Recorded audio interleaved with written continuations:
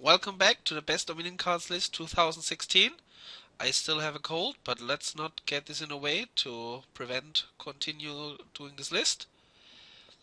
We are in part 13, the cards costing 4 from rank 51 to 41. Rank 51, Silk Road. After losing quite a lot the last 2 years, Silk Road lost one more rank this time. It's 2 ranks higher in the unweighted ranking.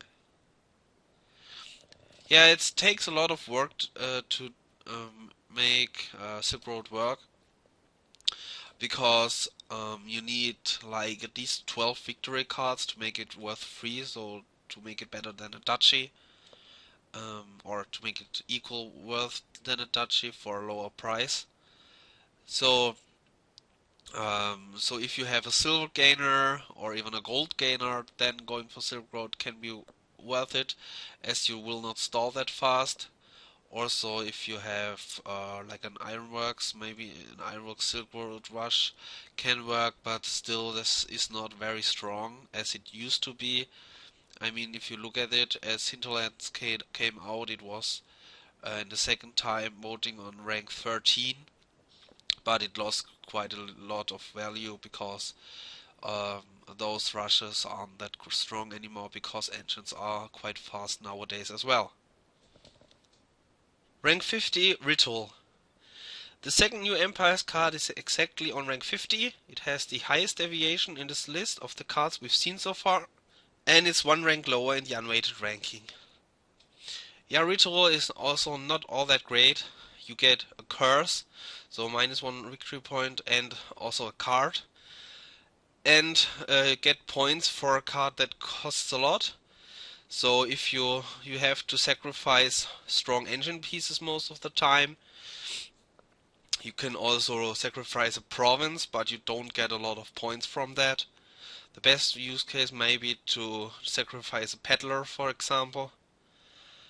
But still, you have to pay 4 for it, and you get basically 7 victory points from that. So you have to basically still have a way to trash that curse maybe next turn. It's rarely better than a duchy, and you really want to do that only to sacrifice engine pieces if you know you're not getting an extra turn and need the points desperately so that your opponent can't finish the game maybe. So I think this card rarely matters, but I haven't played with it yet a lot, so we'll see. Rank 49, Gardens. Gardens lost consistently at least 5 ranks the last 3 years. This year it still lost 3. It's 3 ranks higher in the unrated ranking, so it gets overrated by newer players. Yeah, Gardens used to be a really strong card, like Workshop Gardens was a standard deck you went for, but this isn't good anymore. Ironworks Gardens is of course better, and you still sometimes go for it, but also this isn't that strong anymore. As I said, with Silk Road's engines are also faster, a lot faster than they used to be, and can compete very well with a rush deck. The only real big thing is Beggar Gardens. This is quite strong, and other decks like IGG Gardens that used to be a standard deck also that you went for aren't that strong anymore. So yeah, there are not a lot of decks you go for. It takes still, I think it's right that it's better than Silk Road, because it takes less work to go for gardens, so like you can still pick up gardens for 4 in a lot of games over duchy, because you have 30 cards in the deck, so if there's a chunking attack or so and there's no trashing, you usually have to be aware of gardens that you can go for it and pick up maybe a couple of coppers in the last 5 turns or so to make gardens even more worth 4. So it isn't huge despite Beggar Gardens. So, but it's still some games, especially chunking games, where you have to keep that in mind and can build a deck around it. Ring 48, Pilgrimage. Pilgrimage loses over 4 percentage points and 1 rank. It's still 1 rank higher in the unweighted ranking. Yeah, getting free cards for 8 coins over 2 turns doesn't sound too bad, but the problem is that you buying Pilgrimage, you lose tempo because you're getting nothing basically this turn. So it's usually only worth it if you have like 9 and 2 buys, getting a 5 cost card and preparing for the next turn. You still get something and make your deck better, and next turn you can have the big payout. I think it's best with potion cost cards because those you want many of and they are usually a pain to get. Getting Pilgrimage for potion cost cards is, I think, the best use case. Otherwise, you're often better just buying the cards now because you get the effect right away, and even though you get maybe 1 card less, it's usually still worth it because you gain tempo getting the card to turn earlier. Sometimes, if you know you will overdraw soon, getting a Pilgrimage early when you want a 5 cost card and no 4 cost card can be quite strategically impactful, because you know you will soon draw everything and get it's better than a silver than still.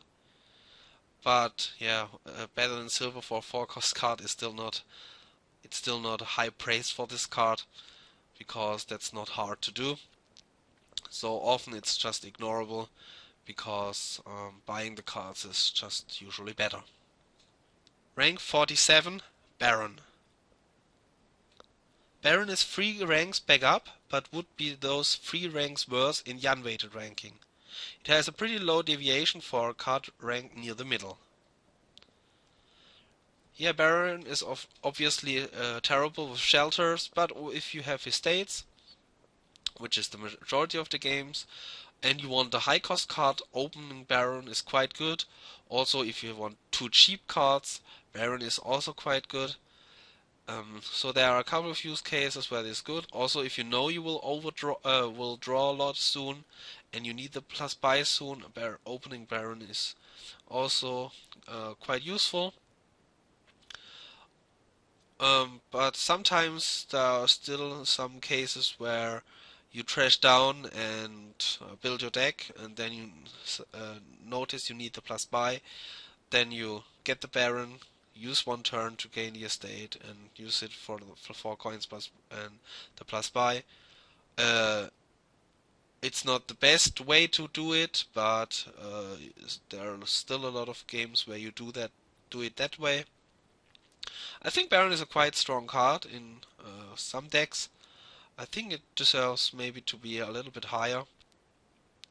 But still, it's not that amazing because, as I said many times, it's only terminal payload, and terminal payload is not that great. You can also use it, of course, to gain estates, but there are not a lot of games where this is worth it. As one of the decks where this was quite nice is with Silk Road, but as said earlier, Silk Road isn't that strong anymore, so a Baron Silk Road deck isn't that great. In other cases, estates. So the only other deck where this is good is with Inheritance. Then Baron is quite strong. Gaining those 4 cost card actions is just amazing. Yeah, this seems quite good, and I think it deserves to be so around the middle, as this is a quite good opener and quite useful on several boards. Rank 46, Engineer. Engineer is the 3rd Empire's card in this list and the first depth card we've seen. It's 3 ranks higher in the unweighted ranking. We are with all those gainer cards, Workshop, Ironworks and Armory. I think this is also rightly placed. I think its use is better than Armory because you can because it's cost stepped. You can pick it up even with the if you have 4-3, you can pick up the 4-cost card and Engineer, which is quite good, because when you want Engineer, you want those it's usually when you want those 4-cost cards. So opening with the 4-cost card and with Engineer can be quite strong. Also, being 1 coin or even 4 coins with an extra buy in depth isn't that bad, because you can use Engineer to gain cards. Um, so even if you're still in debt, you can still gain cards, which is quite useful, which makes this quite good.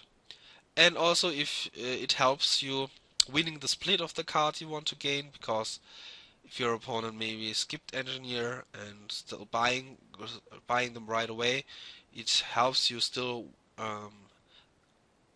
regaining the tempo you lost buying the Engineer by just trashing the Engineer when there are 2 of those cards left, winning you the split 6-4. All those things are, I think, making it better than Armory, but being Terminal is of course a big disadvantage in comparison to Ironworks, and Ironworks is still the better one of those gainers. Rank 45, Cut Purse. Cut Purse lost 1 rank and 3 percentage points. There's nothing more to say about it, statistically. Yeah, Cut Purse might be a better opener than Militia sometimes. I mean, it's perfect, or not perfect, but it's great in multiplayer games, or can be brutal. You don't want to be 4th player in a 4-player game with Cut Purse. You will have a hard time. But even it can be better than Militia as an opener, because you're guaranteed to hurt your opponent, while with Militia he can still discard 2 estates, maybe. And um, it can be quite brutal if there's an engine and with weak trashing or no trashing, because you can be sure to discard him 1 card, not um, because he loses 1 coin, mainly because he loses 1 card. So like discard for benefit doesn't work that well, and other things. So it's not that strong. Militia is still stronger in the long run, because it hurts more and more as the game goes on, while Cut Purse it hurts less and less. So it's still best as an opener, and loses its importance as the game goes on. And of course there's the Masquerade Cut Purse trick. If you can pull that off, that's quite funny. Not for you, not for the opponent. Um, so you can pass your opponent a copper and then let him discard that over and over again. But it's hard to pull off, and still makes this a thing you have to be careful about if those 2 cards appear on the same board. Ring 44, Vault Village. Vault Village is one of the big winners this year. It's 8 ranks and over 8 percentage points better. But it's still 4 ranks lower in the unweighted ranking, so unexperienced players didn't notice the change that much. Yeah, Vault Village isn't that impressive, because its effect until you buy the village and until you have your engine running, and then you have your engine running and have a lot of action cards, then the effect doesn't matter. So it affects maybe turn 7 to 9, maybe it may have an effect until the engine rolls. So it doesn't really matter all that much, so you often pay 4 for a vanilla village that costs normally 3. That doesn't make it great, but it's still a village. You need it in many games. You gladly take it in many games, and it still can be quite useful in torture games. It's quite important, because when you can be sure to have a village in hand to play torture to at least 2 torturers, and other boards, especially with attack cards that are terminal draw cards.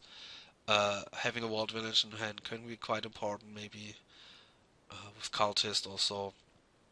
It's one of the best villages to pair with those.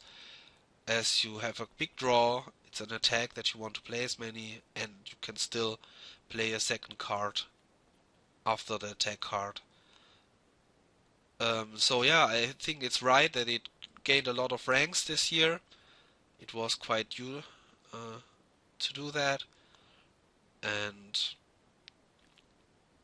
we'll see the other 4-cost villages that are better still later in the list. Rank 43, Horse Traders. Horse Traders is nearly opposite to Walled Village. It lost as much as Walled Village won in their average, and also nearly in ranks. It's 2 ranks higher in its unweighted ranking. I think Horse Raiders is quite a good card. It's a must opener on many boards because it basically guarantees you to hit 5 unless you draw it with 3 estates, which is really important on many boards. Also, it has the useful reaction thing, which makes it great against, for example, against Minion and Urchin. Against those, you get the benefit without getting hurt at all. I'm not sure why it lost 6 ranks. I can't see losing it in importance in comparison to the last years.